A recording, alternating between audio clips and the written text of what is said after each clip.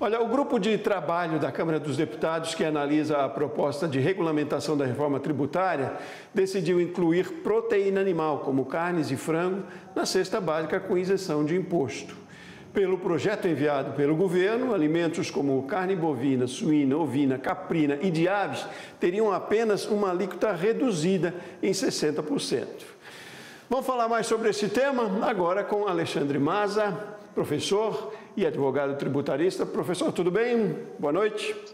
Boa noite, Sebastião. Boa noite, nossos telespectadores. Tudo bem, graças a Deus. Ótimo, prazer tê-lo aqui conosco. Muito obrigado por aceitar o nosso convite. Antes, doutor, eu queria entender um pouquinho sobre a diferença entre isenção e imunidade, quando se fala aí de tributação. Sei que você tem um trabalho intenso nas redes sociais, na internet, e que traz muita informação importante para quem está em casa, né? Para quem me acompanha. Mas é importante a gente trazer aqui para o mundo agro isso também. A gente está falando aí de isenção para produtos da cesta básica. O que significa? Bom, para falar de um jeito que interesse ao nosso telespectador, sem ser aborrecido com as coisas do direito, basicamente uma imunidade é uma regra que está na Constituição. Então, os templos de qualquer culto, por exemplo, não pagam impostos porque tem um dispositivo na Constituição que assegura esse benefício. A isenção é outra coisa. A isenção é um benefício previsto na lei e não na Constituição.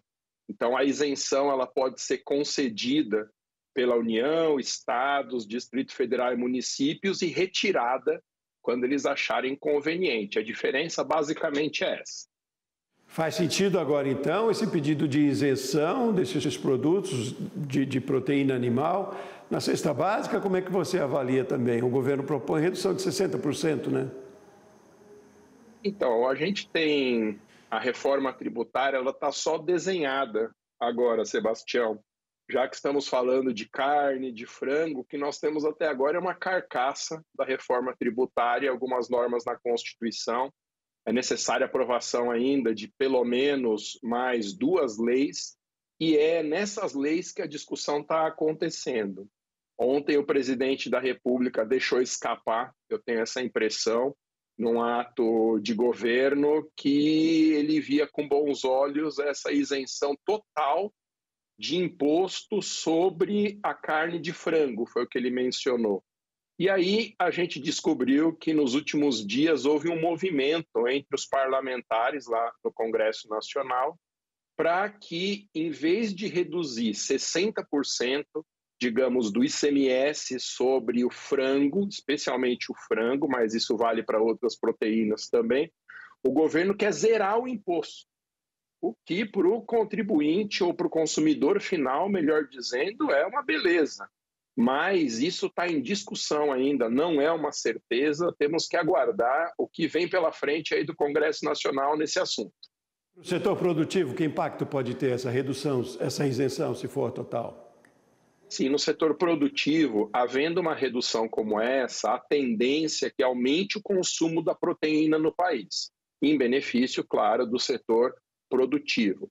O que tem que ficar muito claro é o seguinte: o fato de a reforma prever uma isenção que reduziria aí de 60% para zero o imposto, isso impacta no preço final do produto, na casa de 15% a menos do valor final. Importante, se os varejistas aplicarem essa isenção, porque às vezes isso é comum no direito tributário brasileiro, a lei prevê um benefício, mas quando você chega na gôndola, você percebe que esse benefício, como uma isenção, não chegou para o consumidor final. Então é preciso que haja esse controle, que os varejistas eles repassem esse benefício, se for aprovado mais uma vez, para o preço final, com uma redução aí de uns 15% do valor atual de hoje, em relação ao que seria com a isenção.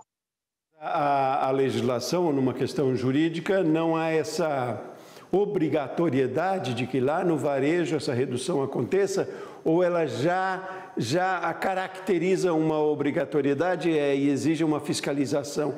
Como é que acontece? É para além da lei? É um bom senso de que este valor chegue para o consumidor, essa redução? Então, a questão é que obrigatória a aplicação da isenção mas os varejistas